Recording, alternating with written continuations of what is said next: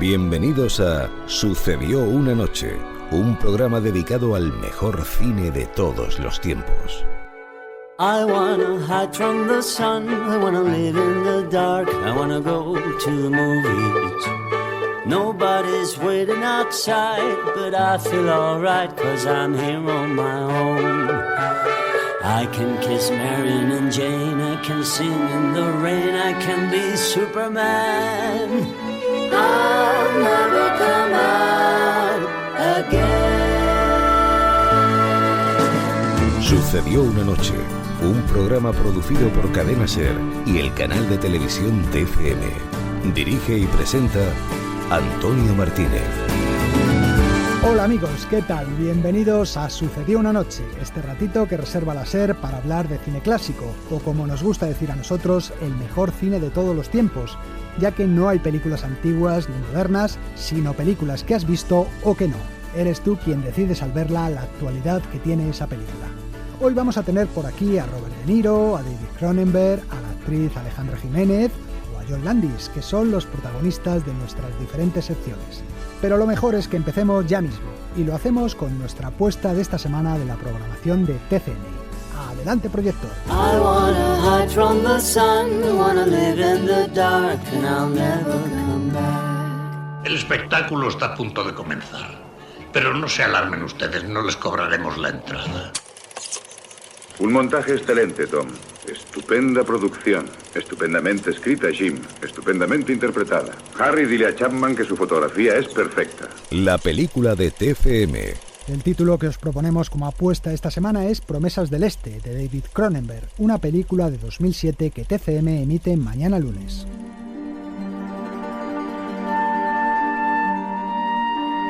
Videodrome, Inseparables, La Mosca, Crash, las películas de David Cronenberg resultan siempre perturbadoras, provocan en el espectador inquietud y morbo y en ellas el director relata la violencia de una forma muy personal. Si me preguntas por qué en mis películas muestro la violencia de una forma tan explícita, te diré que es porque quiero que mi público entienda la realidad física que supone una acción violenta. La violencia es la destrucción de un cuerpo, no es algo estético, y yo no la trato como algo cinematográfico, sino como algo físico y humano. En Promesas del Este, Cronenberg se aleja de la ciencia ficción o el terror, sus géneros más habituales. Es una historia de gángsters y criminales. Para ellos, la violencia es una forma de vida. No es un tema de venganza, de sadismo o de placer. Es solo negocio. Y eso me parece fascinante. Una joven da a luz a una niña en un hospital de Londres. Hemos perdido a la madre. Mujer no identificada fallecida el 20 de diciembre a las 23:13. Niña nacida el 20 de diciembre a las 23:14. La chica en efecto muere, pero el bebé se salva. La comadrona que asiste a ese parto es Naomi Watts, una mujer de origen ruso que al recoger las pertenencias de la madre muerta se encuentra con un diario escrito también en ruso. Anya, ¿dónde cogiste esto? Lo encontré en el bolso de una chica que murió en mi planta. Sus secretos deben enterrarse con su cuerpo. Pero en lugar de enterrar ese diario, Naomi Watts decide traducirlo y averiguar quién era esa pobre chica. Lo malo es que lo que descubre no es muy agradable. Esa chica acabó en manos de los Bori Giacone. ¿Sabes lo que significa? Los Bori Giacone es un violento clan que pertenece a la mafia rusa asentada en la capital británica. Los Bori son contagiosos. Cuando te tocan, ya no hay cura. Y las indagaciones de la comadrona van a desencadenar la ira de los mafiosos. He traducido el diario y me chocó descubrir que mi hijo Kirill fuera mencionado varias veces. ¿Y qué dice de él? Muchas malas cosas. Por favor, Ana, si el diario llegara a manos de la policía, algunas de las cosas que hizo mi hijo son ilegales, pero es un buen chico. Él no me importa. Me importa la pequeña. Viggo Mortensen quedó encantado después de rodar con David Cronenberg una historia de violencia, así que no dudó en volver a trabajar con él cuando el director canadiense le propuso un papel de ruso en Promesas del Este. Bueno, como todos los personajes de Cronenberg, pienso yo, nunca son solamente una cosa. Tienen muchas facetas.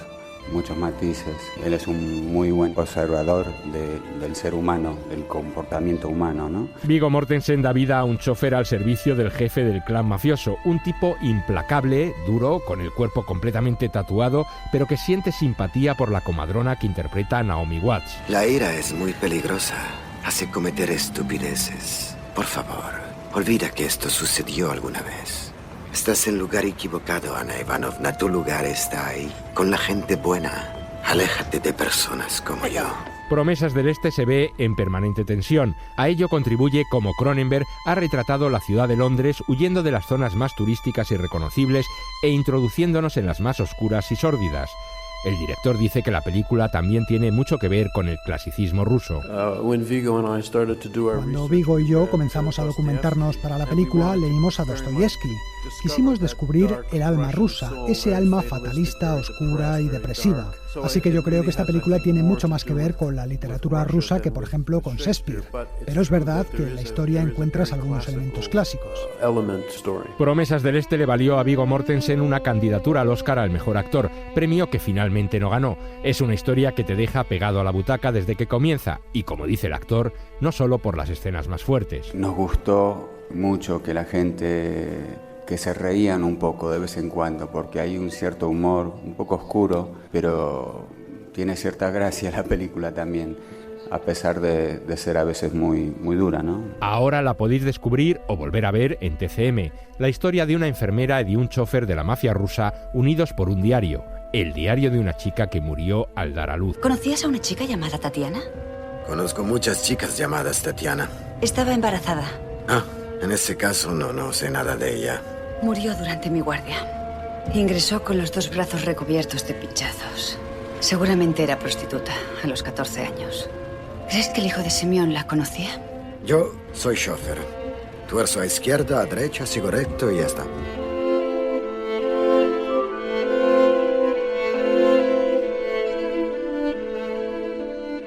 Y ahora, como hacemos siempre, vamos a ver otras películas que también emite TCM en los próximos días. Y lo hacemos con nuestro juego de las películas. Propongo que bajemos todos antes de que esas cosas descubran que este sitio está habitado. No pueden entrar.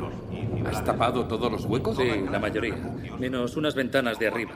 Pero no podrán entrar. Y yo te digo que esas cosas volcaron nuestro coche. Tenemos suerte de poder contarlo. Así que no creas que no van a poder pasar porque hayas clavado unas cuantas maderas.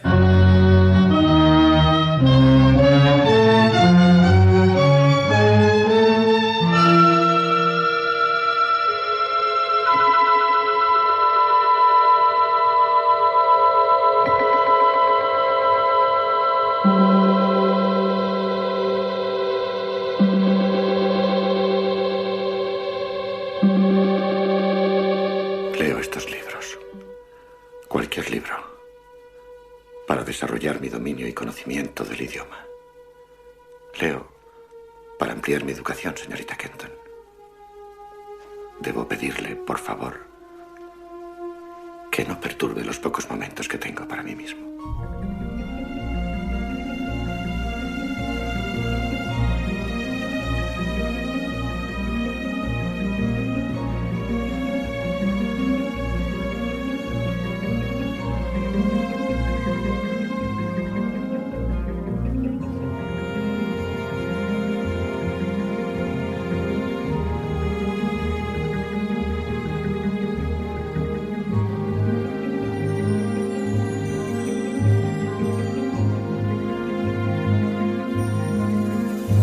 La mente razonadora no puede funcionar bajo ninguna forma de coacción. No puede estar subordinada a las necesidades, opiniones o deseos de los demás. El creador se mantiene firme en sus convicciones. El parásito sigue las opiniones de los demás. El creador piensa, el parásito copia. El creador produce, el parásito saquea. El interés del creador es la conquista de la naturaleza. El interés del parásito es la conquista del hombre.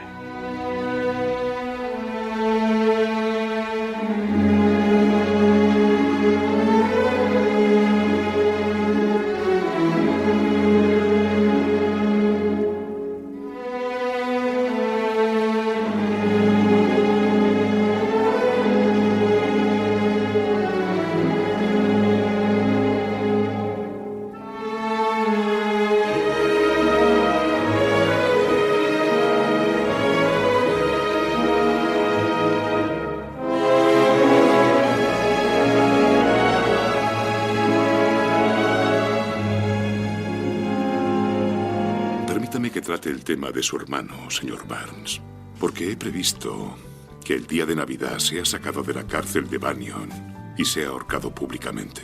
Charlie. De acuerdo, ¿qué quiere? Quiero a Arthur Barnes. Ya no cabalgo con mi hermano.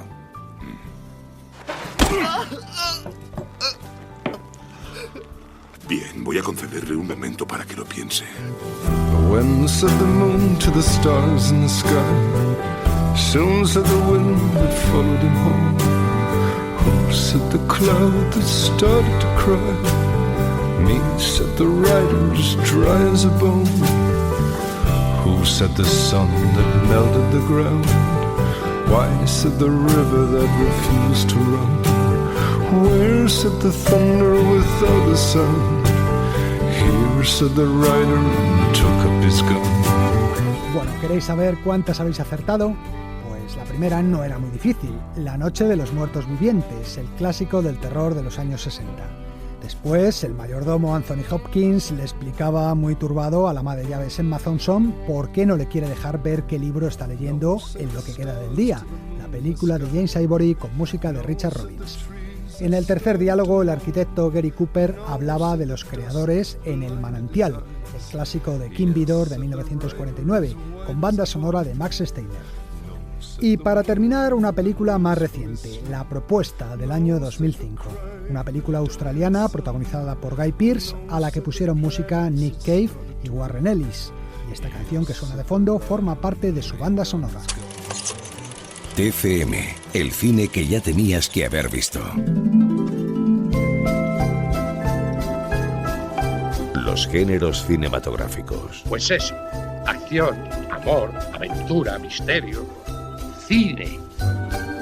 Seguimos con esta sección de verano en la que repasamos los diferentes géneros cinematográficos. Hoy le toca el turno a la ciencia ficción.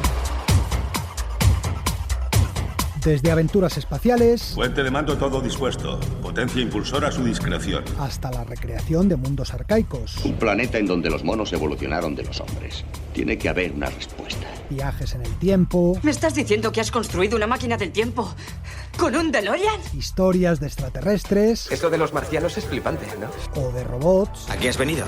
A cargarme. Soy un robot.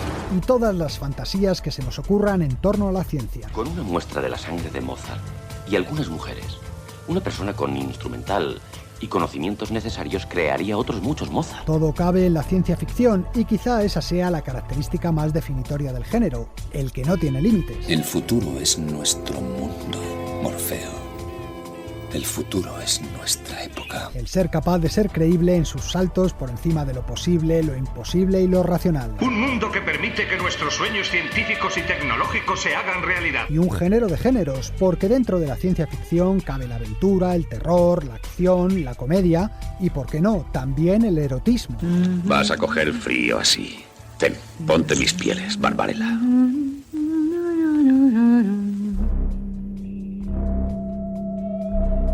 La ciencia ficción nació al mismo tiempo que nacía el cine. Entró en una sala oscura y en una pantalla blanca vi un cohete que volaba. Hasta entrar en el ojo del hombre de la luna.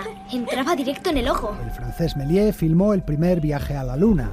Fritz Lang creó las primeras obras maestras del género, con Metrópolis o La mujer en la luna, y los viajes espaciales se convirtieron en uno de los principales argumentos de la ciencia ficción. Por la gracia de Dios y en nombre de los Estados Unidos de América, tomo posesión de este planeta en nombre y en beneficio de toda la humanidad. En los años 60 el hombre pisó la luna de verdad, pero a pesar de ello el cine no se rindió. ¿Qué te parece Saturno? ¿No quieres ver Saturno? Y se dedicó entonces a explorar rincones cada vez más remotos del espacio. El espacio. La última frontera. Estos son los viajes de la nave espacial Enterprise. Durante 5 años deberá explorar nuevos mundos, buscar nuevas civilizaciones y formas de vida. El astronauta era el gran protagonista de estas películas, pero el género no tardó en incorporar a un nuevo personaje. Y oiga, ¿quiere que integremos algunos alienígenas? Bueno, ¿por qué no? El extraterrestre o alienígena. Los ha habido de todas clases, malvados como Alien, el octavo pasajero. Una criatura que se gesta en el interior de un cuerpo humano vivo. Sí, y tiene como sangre ácido concentrado. Eso es. Con cara de despistados. Vengo de un lugar muy lejano, de otra galaxia. Procedo del planeta Krypton. Krypton Ah, Krypton. O decididamente entrañables, pero algo monótonos en su conversación. Teléfono. Teléfono. Mi casa. Mi casa. Teléfono. La ciencia ficción fue durante muchos años un género de palomitas y matinés. Con Retumbarama. El nuevo sistema con participación del público que consigue que usted forme parte del espectáculo. Cine de entretenimiento, sí, pero que al mismo tiempo reflejaba los miedos y angustias de cada época. Nadie hubiera creído a mitad del siglo XX que la vida de nuestro mundo estaba siendo sometida a un detallado estudio por inteligencias superiores a la del hombre. Y sin embargo, a través del espacio en el planeta Marte, cerebros calculadores y fríos contemplaban el globo terrestre con ojos envidiosos. La ciencia ficción se afianza en los 50 con películas de invasiones alienígenas que funcionaban como una metáfora de la Guerra Fría y del miedo al avance del comunismo. No nos interesan los asuntos internos de vuestro planeta, pero si amenazáis con extender vuestra violencia, la Tierra quedará reducida a un montón de cenizas. Y también el cine de monstruos radioactivos como expresión del miedo al peligro nuclear. Es increíble, absolutamente impresionante, pero cierto. Es un hecho que está ocurriendo ante nuestros propios ojos, señoras y señores. Al paso de Godzilla, la ciudad se va convirtiendo en un mar de fuego. Y es que este ha sido siempre un género que se adapta muy bien a la fábula política y social. Es cierto que hace mucho tiempo los bomberos se dedicaban a sofocar incendios en lugar de quemar libros.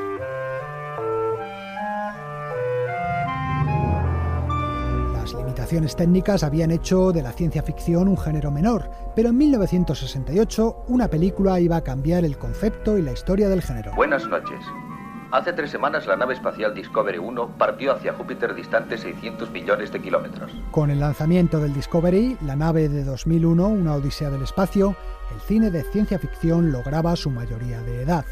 La meticulosidad de sus trucos técnicos y la belleza de sus imágenes hicieron de 2001 una fantasía creíble, algo de lo que la ciencia ficción había adolecido hasta entonces. Eso está bien, has dado tu primer paso hacia un mundo sin límites. La primera piedra estaba puesta, ahora solo hacía falta que alguien convirtiera todo aquello en un espectáculo de masas. Hace mucho tiempo, en una galaxia muy, muy lejana. Con la Guerra de las Galaxias comenzaba el reinado de los efectos especiales y renacía el cine de evasión. ¿Ve lo que nos ha devuelto? El espectáculo. Esto es, en mi opinión, lo que falta. Una saga, la más taquillera de la historia, con un público de auténticos creyentes. En cuanto a ti, joven Skywalker, seguiremos tu carrera con gran interés. Otro camino que abrió 2001, una odisea del espacio, fue el de la metafísica. ¿Qué más hay aparte del universo, señor Spock? Otras dimensiones, niveles superiores del ser. La ciencia ficción reflexiona también sobre los grandes temas, y así, por ejemplo, en Blade Runner, los replicantes se enfrentaban a su creador, es decir, a su dios. ¿Qué es lo que te preocupa? ¿La muerte? ¿La muerte? Me temo que eso está fuera de mi jurisdicción. Yo quiero vivir más. Padre. Sin 2001 habrían sido imposibles películas tan sugestivas como Encuentros en la tercera fase y su mensaje de hermandad universal. Ha enviado 4 corcheas, un grupo de 5 corcheas y un grupo de 4 semicorcheas. Parece que nos intentan enseñar un vocabulario tonal básico. Es el primer día de escuela, amigos. O las connotaciones morales en la lucha contra el delito que planteaba Minority Report. Yo no estoy con la Unión de Derechos Civiles, pero no seamos ingenuos. Detenemos a gente que no ha violado la ley. ¿Pero qué lo hará? La comisión del crimen en sí es pura metafísica. Los Precop ven el futuro y nunca se equivocan. El género de ciencia ficción se acercaba a la filosofía y a finales de los 90, algunos profesores encargaban a sus alumnos trabajos comparativos entre la película Matrix y el mundo de las ideas de Platón. Matrix nos rodea. Está por todas partes, incluso ahora en esta misma habitación. Es el mundo que ha sido puesto ante tus ojos para ocultarte la verdad.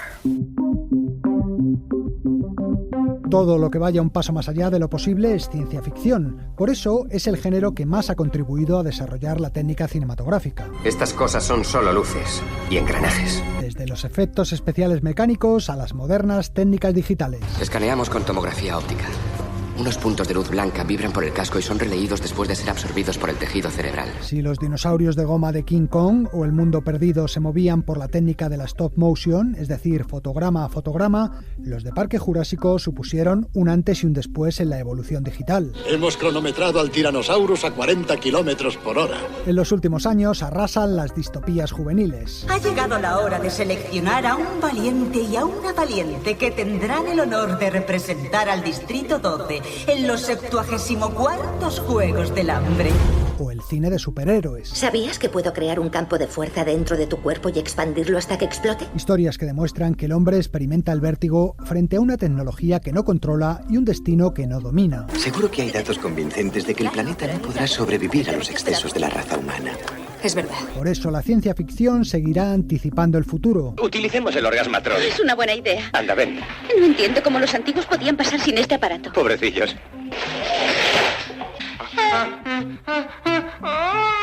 Para lo bueno y para lo malo. El señor Cocteau tuvo la brillante idea de coser a la piel de todo ciudadano un microchip biorgánico. En toda la ciudad hay sensores que localizan a cualquiera al instante. Influyendo en la publicidad y en la moda. Robocordones, ¡qué bien! O en la vida de las personas. Está intentando ser un Jedi. Cree que puede hacer levitar cosas con su cerebro. Por eso, y porque nos ha divertido, emocionado e incluso hecho pensar, no nos dejaremos vencer por los escépticos. Oye, no soy una estúpida. Aún no se pueden fabricar cosas así. Y seguiremos buscando estímulos en el género de todos los géneros, la ciencia ficción. ¿Sugerencia, señor Spock? Sugiero que continuemos. Porque una cosa tenemos clara. El futuro es mucho más interesante que el pasado, ¿no cree?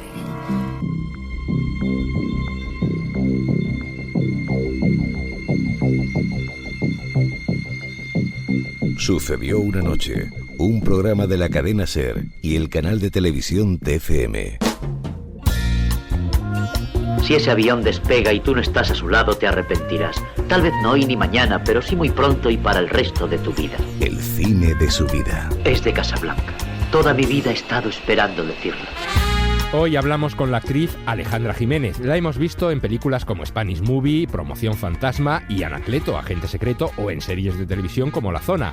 Dentro de unas semanas la veremos nuevamente en el cine En las Distancias, film por el que ganó el premio a la mejor actriz del Festival de Málaga, y también la veremos en Super López.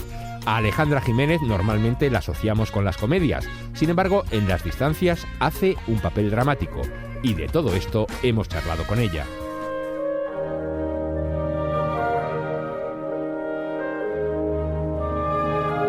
Yo antes hacía ballet clásico. Son unos pasos delicados. Yo debo realizarlos muy lentamente para llegar justo a mitad del escenario. Bien, muy bien. Y hay una película que se llama Paso Decisivo, de Herbert Ross, que está interpretada por Shirley MacLaine y por Anne Bancroft y Baryshnikov. Has estado maravillosa, Emma. Oh, no he estado maravillosa. Quería estarlo, pero no lo he estado. Creo que sí. Me han encantado tus flores, gracias. Has estado fabulosa. No he estado fabulosa. Tengo un pie muy fastidiado. Seguro que nadie se ha dado cuenta. Que es una maravilla de película y aunaba a dos buenísimas actrices y el mundo de la danza, que nunca el mundo de la danza estuvo mejor explicado antes en el cine que en esta película. Bailo, voy a clase, ensayo, actúo, luego vuelvo a mi hotel. Algunas ciudades son mejores que otras, igual que algunas noches. Creo que esta noche he estado bien. Quería estarlo por ti. No puedes evitar estar bien. Eres un artista. Y ha sido también una de las películas que más he visto y que además me generaba como la inspiración de, madre mía, a mí me gustaría hacer lo que hacen ellas. Y de pronto eso empezó a cobrar más peso que la danza.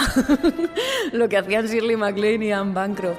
Y luego sí que ha habido películas que las interpretaciones me han marcado mucho. Esta desde la infancia, y luego recuerdo en la adolescencia ver a Leonardo DiCaprio en una película que se llama Vida de un rebelde. Mamá, dame algo de dinero, por favor. Mamá, dame algo de dinero, por favor, y deja de dar el collazo. No tengo. Mamá, dame el puto dinero, por favor. ¡Mamá! Que era un adolescente que se metía en el mundo de las drogas hasta el cuello y era una cosa terrible, y la interpretación de él me marcó muchísimo porque me pareció apabullante, bueno, como todo lo que luego ha hecho. Y me acuerdo que además me pilló en plena adolescencia, como con muchos cambios y de pronto fue cuando me empezó a picar ya el gusano de ¿y qué pasa si dejo de bailar y me lanzo a intentar esto, ¿no?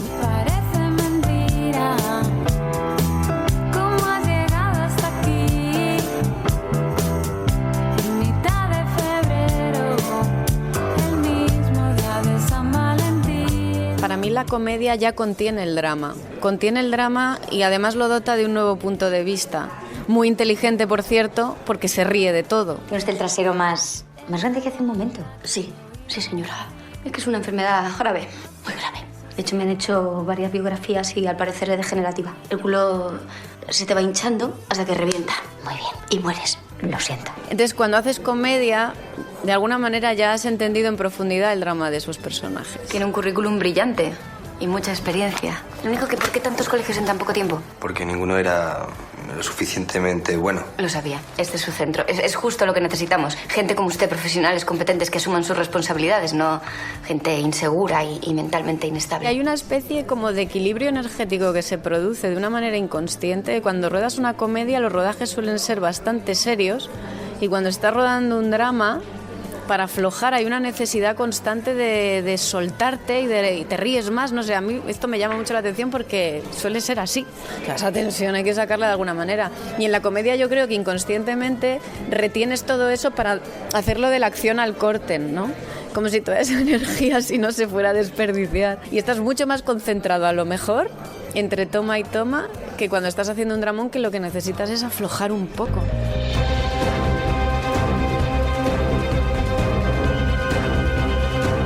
Normalmente el que tiene la risa fácil tiene la lágrima fácil. Eso es que tienes como lo que recubre los cables pelado, ¿no? Lo visualizo así, estás como con las terminaciones nerviosas un poco más vulnerables. Y entonces todas las emociones suelen fluir con más rapidez y todo te brota y es más difícil controlarlo. La risa y el llanto. Y yo necesito otras cosas. Necesito aventuras y emociones. Y sé que contigo nunca las tendré. ¿Qué me estás diciendo con todo esto? ¿Que me estás dejando? Está decidido. Me voy en una semana. Hasta entonces estaré en casa de mi madre. ¿Pero yo qué? ¿Que me dejas aquí? ¿En medio de la nada? No, perdona, te acerco donde quieras. Yo no diría tanto que me llevo el personaje a casa, pero sí me llevo de alguna manera el trabajo a casa. En un periodo de rodaje es verdad que es un proceso de inmersión tal que es imposible no pensar en lo que estás haciendo para empezar, porque llegas a casa, te duchas y te tienes que poner a preparar lo del día siguiente, tienes que estudiar, tienes que pensar, hay 1.000.000 de posibilidades de hacerlo, cuál será la mejor. Todas estas cosas yo al menos soy incapaz de quitármelas de la cabeza. Empecé a salir con él para putear a mi hermano. Lo sabía, la celosa es ella, ¿lo ves, mamá? Pero luego empezaste a gustarme de verdad. Bueno, no es momento para terapia de parejas, ¿eh? Pues sí, un poco sí, yo tengo preguntas que hacerle. ¿Todavía me quieres? Claro que te quiero, pero yo quiero ser tu novia, Adolfo, no tu madre. Es verdad que puede ser bastante aburrido estar a mi lado en un proceso de rodaje, pero no lo puedo evitar. Tanto como ser el personaje desde que dicen corten, pues como que no. Pero sí sigo cavilando de qué manera puedo aportar algo al rodaje del día siguiente, incluso escenas que ya he rodado. Sigo pensando, que esto es de imbécil total, qué otras posibilidades hubiera tenido mejores de haberlas rodado. Quiero decirte que te quiero y confesarte lo que siento. Ya me cansé de ser tu amiga con derechos y izquierdos. Yo te quiero completo. Sí, me planteo la dirección, siempre me lo he planteado, pero nunca me he puesto a ello, sinceramente. Entonces no sé si se va a quedar en eso o algún día me pondré a ello, pero sí que es algo que me gustaría. Todo lo que le cuesta un poco ya no lo hace, todo lo que le suponga tener que apechugar con algo o enfrentarse. A ver, nos estamos yendo un poco aquí del tema. Siempre me pasa como actriz que estoy en el set, pero yo hago mi película paralela en mi cabeza, lo cual genera mucha frustración, porque muchas veces de lo que tú tienes en la cabeza, de la película que tú ya estás editando en tu cabeza a la que luego es, hay una distancia fuerte. Al final no estás dirigiendo tú estás contando la historia de otros. Y eso sí a veces genera cierta frustración que te hace pensar cómo sería si dirigieras tú. Que no. ¿Qué problema hay? Lo siento, Pedro, no puedo. Sí, esto es ponerse. Mira, si quisieras ya lo habías hecho. Comer y rascar todo es empezar. Que no, coño, que no. Estoy aprendiendo a dejarme llevar más de lo que he hecho durante mucho tiempo. Sí, al ir al encuentro de las cosas y no aferrarme a un resultado porque verdaderamente no forma parte de nuestro control.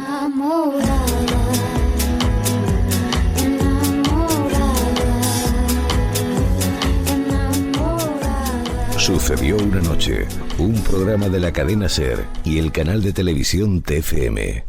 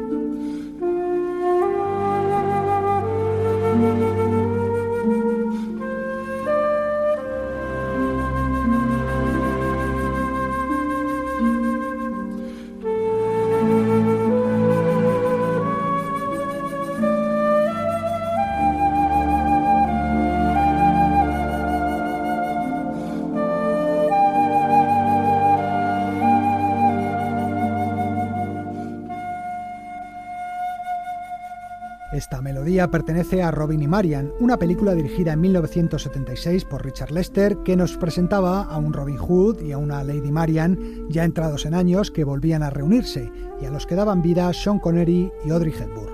La banda sonora era obra de John Barry. Y hablando de actores veteranos, el que viene a continuación acaba de cumplir 75 años. Dale un título y lo escribirá. Enciclopedia Curiosa del Cine. Parece más una bomba que un libro. El pasado viernes, día 17, Robert De Niro cumplió 75 años, toda una leyenda del cine de las últimas 5 décadas. Su talento, su perfeccionismo y su afán por transformarse en los personajes que interpreta son de sobra conocidos, pero quizá no sepáis muy bien cómo fueron sus comienzos. Y esta va a ser nuestra tarjeta de felicitación por su cumpleaños. Os vamos a contar cómo se convirtió en estrella Robert De Niro. Vito, ma sì che tu la picchia come un ufficio. Non ti preoccupare. Ci faccio un'offerta che lui non può rifiutare, non può. Le haré una oferta que no podrá rechazar, prometía Robert De Niro en El Padrino segunda parte, imitando los mismos gestos y la misma voz afónica de Marlon Brando. Era el año 1974.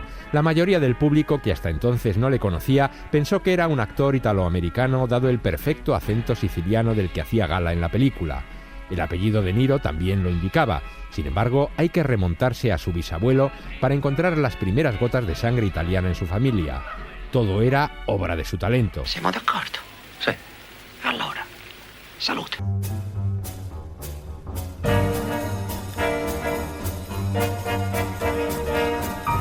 Sus padres eran pintores, bohemios del Greenwich Village neoyorquino.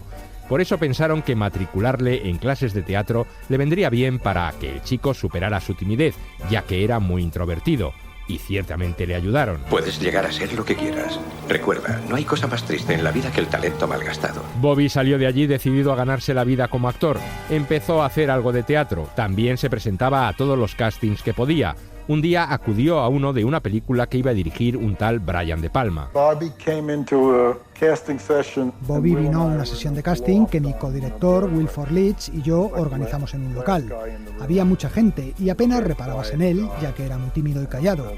Cuando le llegó su turno, dijo que iba a hacer algo que había preparado en clase. Era una escena de una obra de Clifton Odets sobre una huelga de taxistas. Y de repente ese chico tan callado se convirtió en un auténtico volcán. Empezó a arengar a los huelguistas como si fuera Lee Jacob en La Ley del Silencio. Brian De Palma le dio su primera oportunidad en el cine con un papelito en la película The Wedding Party, estrenada en 1969. La sorpresa se la llevó cuando le dijeron que en aquella producción los actores no cobraban. Tan solo le dieron unos $, para el transporte. No tengo nada. No tienes nada. Una mierda de $8 es lo que tengo. Entonces, toma 22. Un día, un amigo que estudiaba teatro con él le presentó a la actriz Shelley Winters, a la que le gustaba mucho apoyar a los jóvenes actores. ¿Tienes un trabajo fijo? ¿Qué experiencia tienes en el teatro? Shelley Winters decidió recomendarle para la película que estaba preparando Roger Corman, el rey de la serie B, y de la que ella era la principal protagonista.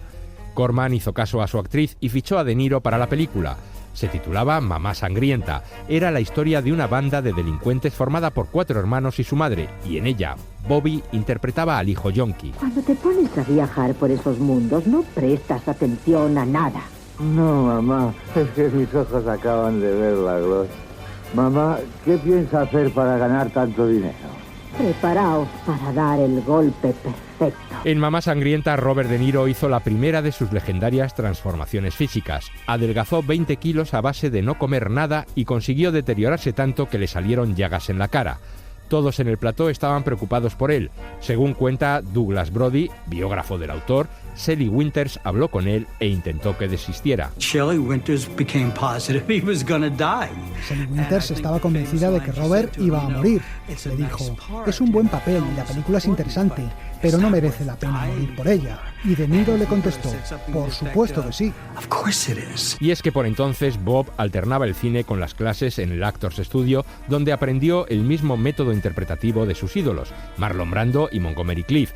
Desde entonces siempre ha tenido el convencimiento de que el público solo te acepta con seriedad si ve que te introduce realmente en el papel. No interpretes nunca un papel que no sientas. No digas él o ella como la última semana cuando interpretaste Kitty. Cuando hiciste los mejores momentos de tu vida, si no sientes el papel, no puedes interpretarlo.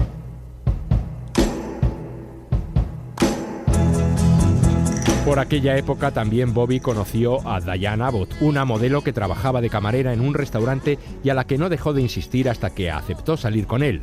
Curiosamente, Diane interpretaría años después a la camarera que se convierte en el objeto de deseo del personaje de De Niro en la película El Rey de la Comedia. ¿Cómo estás, Rita? ¿Qué tal te van las cosas? Estás tan preciosa como siempre. Sí, claro, parezco una estrella en la cumbre, ¿no crees? Sabes, es curioso, pero yo te voté en el concurso de belleza. ¿En serio? Sí. Eres un encanto. De Niro tuvo más suerte que su personaje. Diane y él se hicieron novios y terminarían casándose en 1976. Mientras tanto, el actor seguía participando en películas de serie Z con pequeños papeles. He perdido al otro, pero tengo el paquete. ¡Separa las piernas! Este lo conozco. Es JJ. ¿Cómo estás? ¡Vamos! No, muy bien. Lo cogieron en una redada cuando fue hace 2-3 años. Estuvo total. En Nacido para ganar, de 1971, daba vida a un policía de narcóticos y en la comedia Casi una mafia llegaba desde Italia con una misión. El padre Marcelano me dio su nombre. Espera un momento. ¿Padre Marcelano? Sí, el padre Marcelano. Su nombre viene en una lista a los que tengo que pedir dinero para el orfelinato de Catarsia. Ahora vengo. Un día, Robert De Niro se enteró de que Martin Scorsese iba a hacer una película sobre su barrio, que también lo era del director, y se presentó al casting. El biógrafo de De Niro, Douglas Brody, relataba así el encuentro. Scorsese le miró y le dijo: yo te conozco. Pero De Niro no caía. Sí, tú andabas siempre por la calle Hester. Claro que sí, eras Bobby Leche, te llamábamos así porque tenías la cara muy pálida. Y así empezaron a hablar del barrio, del Little Italy, del Village, y así comenzó su amistad. Acababa de nacer una de las más fructíferas relaciones actor-director de la historia del cine. Su primera película juntos se tituló Malas calles, una historia de gángsters de poca monta en la que De Niro era el más loco e impredecible de la banda. ¿Es que te has vuelto loco? ¿Qué te pasa? Le da un susto de muerte. Qué gracioso. Anda, trae. Casi le doy a una señora, pero apunté a la cuerda de la ropa, ¿eh? ¿Qué te pasa? Y dale con qué me pasa. No me pasa nada. Teresa casi le da un ataque. ¿Por qué? No disparaba contra nadie, disparaba al aire. Quiero despertar a todas las vecinas. Malas calles fue la primera película fuera del cine underground de Robert De Niro. Cuando Francis Ford Coppola la vio, reconoció en él a uno de los muchos actores que habían probado para el papel de Sonny Corleone en El Padrino. Este es un fragmento de la prueba que hizo De Niro y que impresionó notablemente a Coppola, aunque al final le diera el papel a James Caan. El director estaba preparando la segunda parte de la película y esta vez decidió que no le iba a dejar escapar. Nunca le olvidé, así que cuando buscábamos a un actor para hacer de Marlon de joven, pensé que De Niro estaría fantástico en el papel. Fui a la Paramount, les conté mi idea y me dijeron no. Pero al final tanto insistió el director que se salió con la suya. Para preparar su personaje, De Niro tomó clases particulares de italiano y se pasó 2 meses en Sicilia grabando y analizando voces de la gente del campo. Andateci domani voi a parlare con Fanucci. Quando io ti manda i soldi. Cuando volvió a Estados Unidos para iniciar el rodaje, su acento era perfecto y De Niro bordó el papel. ¿Cómo te chiamas? Me llamo Vito Corleone.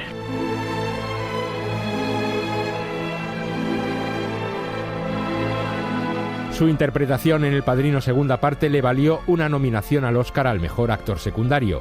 Ese año competía con Fred Astaire, que era el favorito en todas las quinielas por su papel en El Coloso en llamas. De Niro estaba seguro de que no tenía posibilidad ante aquella leyenda del cine y prefirió no asistir a la ceremonia.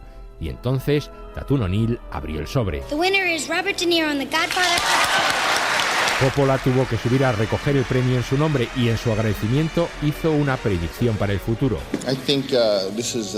Creo que es un premio muy merecido porque De Niro es un actor extraordinario que va a enriquecer mucho las películas que se hagan en los próximos años. El Oscar al mejor actor secundario significó su consagración definitiva. Acababa de nacer una estrella, el hombre de las 1000 caras, el rey de la furia y los silencios, Robert De Niro, para muchos el mejor actor de su generación y un miembro inexcusable del Club de los Grandes. No me toques la cara, ¿vale?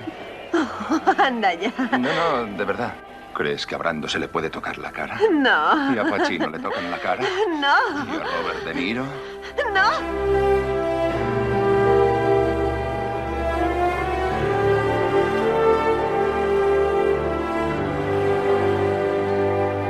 Sucedió una noche, un programa de la cadena SER y el canal de televisión TFM.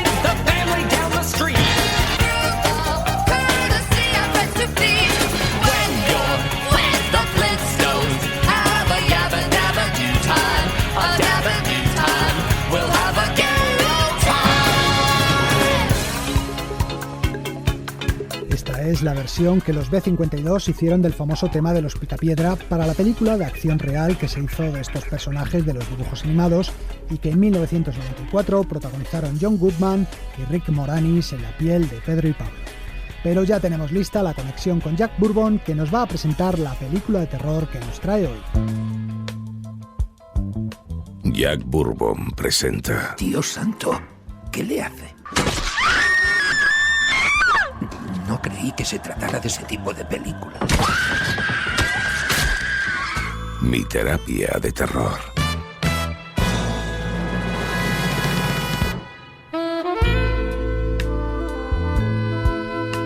¿Qué tal, amigos? Hoy os traigo una película extraña. Era una película muy sangrienta. Sí, muy sangrienta. Sí, era sangrienta, pero también divertida. Mezclaba humor y terror y ambos géneros se potenciaban mutuamente en la película. La dirigió en 1981 John Landis, el realizador de Granujas a todo ritmo o Desmadre a la americana, un director especializado en comedia, pero aún así da bastante miedo a ratos. ¿Sabéis ya de qué película os hablo? Soy un hombre lobo. ¿Un hombre lobo? Sí, un hombre lobo americano en Londres. You saw me standing alone. Cuenta John Landis que la idea de la película se le ocurrió cuando tenía 19 años y trabajaba como asistente de producción en el rodaje de la película Los violentos de Kelly en Yugoslavia. Una noche, Landis y su conductor regresaban de la filmación por una carretera cuando se toparon con un cortejo fúnebre gitano. El director quedó impresionado por los rituales que hacían los ancianos para que el muerto no volviera a la vida. Era un cuerpo envuelto en una lona, toda ella llena de ristras de ajo y rosarios. Y lo enterraron de pie, no tumbado, y muy profundo. Lo hacían así para que no se levantara. Eran como unas 40 personas. Estuvimos allí mirándoles unos 3/4 de hora y en todo ese tiempo mi conductor yugoslavo no paraba de reírse. Pensaba que era algo muy divertido. Landis pensó que sería una buena base para un guión y comenzó a escribirlo esa misma noche. A lo largo de la década de los 70 lo movió por distintas productoras, pero no se mostraron muy receptivas. ¿Una historia de hombres lobo? Solo tras el éxito de Granujas a todo ritmo, el director pudo darse el capricho de rodar aquel viejo guión. La historia comenzaba en los páramos del norte de Inglaterra. Dos amigos, turistas americanos, se detenían una noche en el pub de una pequeña localidad. La oveja degollada. ¿Qué nombre tan raro? ¿Dónde está la oveja? Estará dentro calentándose. Vamos. No, de verdad.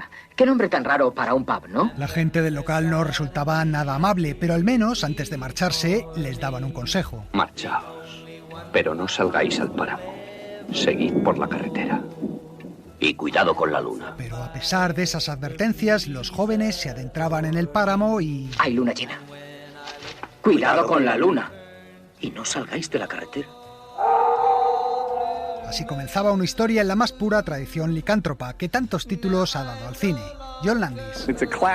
Estoy contando la historia clásica del hombre lobo, pero la estoy recreando en un ambiente moderno y real. ¿Viste El hombre lobo? ¿Cuál? ¿La de Oliver Reed? No, la antigua. Bela Lugosi muerde a Lon Chaney, hijo, y se convierte en un hombre lobo también. ¿Por qué me lo cuentas? Claude Rains hace de padre de Lon Chaney y al final mata a su hijo. ¿Y? Pienso que al hombre lobo solo le puede matar a alguien que le quiera mucho. decía Bourbon, en la película se mezcla a partes iguales el terror con el humor. Hay escenas muy divertidas. Sí, cariño. Un americano desnudo me ha robado los globos. ¿Qué? Puro humor negro son las apariciones del amigo muerto, con la cara destrozada y pudriéndose cada vez más en cada encuentro. Ya sé que no tengo buen aspecto, David, pero pensaba que te alegrarías de verme. ¿Pero te parece bien levantarte de la tumba para venir a ver a los amigos? Siento molestarte, David, pero tenía que venir. O aquella escena en la que varias de las víctimas del hombre lobo se le aparecen en un cine para pedirle que se suicide y ponga fin a la maldición. Debe quitarse la vida. ¿Y cómo voy a hacerlo? ¿Somníferos? No son lo bastante seguros. ¿Me puedo colgar? Si lo haces mal puede ser muy doloroso. Te ahogarías hasta morir. ¿Y qué? Pues que se ahogue. Si no le importa, este hombre es amigo mío. Una pistola. O un cuchillo. Una descarga eléctrica. Un accidente de coche. Se podría usted tirar al metro. Pero la película también tiene escenas terroríficas. ¿Quién hay ahí? Esto no tiene ninguna gracia, se lo aseguro. Modélica es, por ejemplo, la escena de la persecución a un pasajero aterrorizado por los pasillos del metro, y todos los ataques de la bestia resultan brutales. ¡Ah, David! ¡Ah! ¡Socorro! ¡Socorro, David! ¡Ayúdame, por Dios! ¡Ah, David! Uno de los grandes aciertos de la película es la opresiva y gélida atmósfera que logra el director.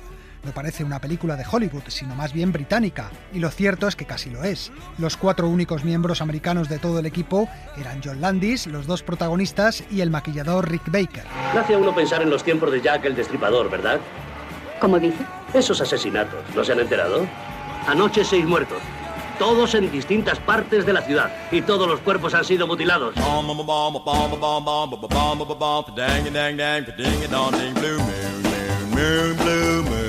Los 2 amigos protagonistas estaban interpretados por Griffin Dunne y David Naughton, 2 actores prácticamente desconocidos por entonces.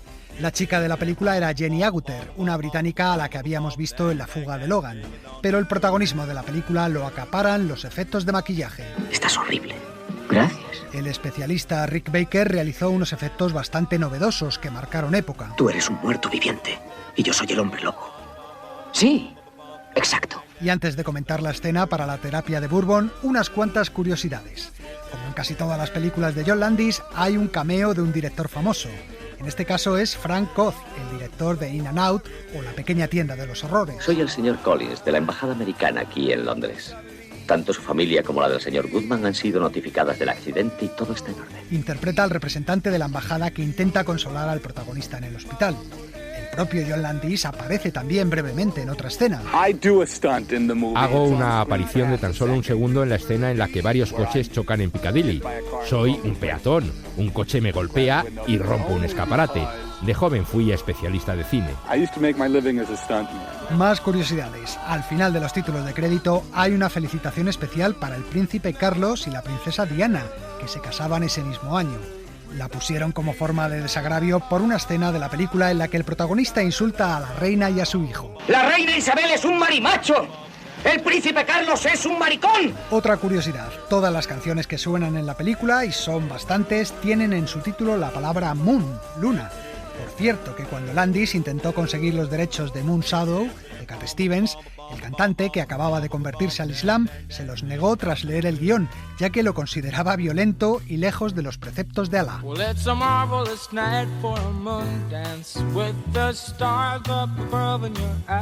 Y vamos con la escena para la terapia de Bourbon, que no es otra que la de la transformación en hombre lobo del protagonista.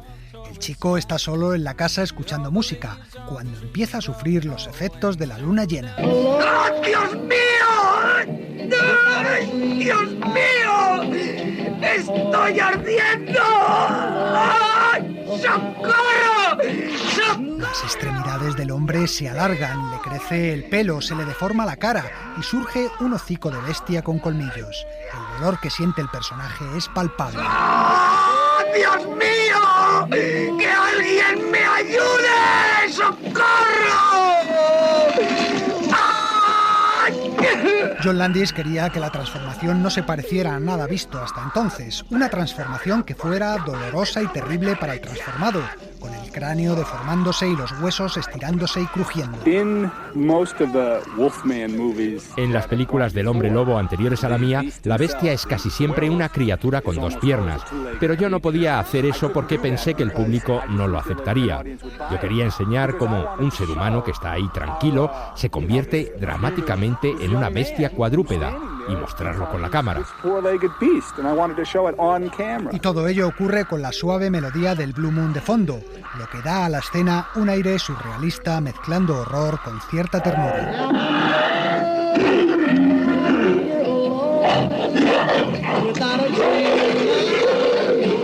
El especialista en efectos de maquillaje, Rick Baker, resolvió la metamorfosis con un diseño inspirado en un sistema de vejigas inflables. Con él construyó diferentes partes del cuerpo humano que cambiaban de forma de manera muy realista. Rick Baker. La transformación no llevó mucho tiempo rodarla. John decía acción y cada parte del cuerpo transformable que habíamos creado se estiraba.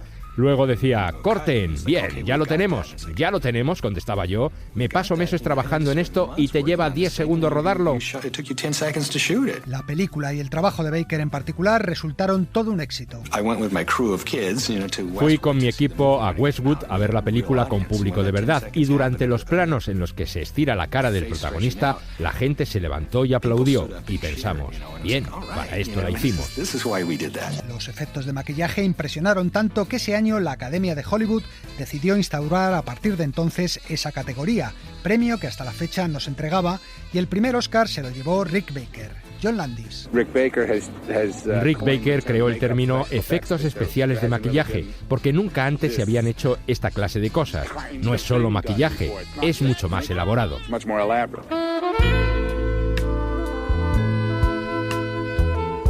Debido al éxito de la película, a finales de los años 90 le pidieron a Landis que hiciera una segunda parte, pero este solo aceptó producirla. Se tituló Un hombre lobo americano en París y fue un fracaso absoluto. Hace unos meses leí que Max Landis, el hijo del director, pensaba rodar un remake de la película y aunque su padre se manifestó en contra en diversas entrevistas, parece que el proyecto sigue adelante. Veremos cómo resulta. Y ahora os dejo. Hasta la semana que viene, amigos. Continuará.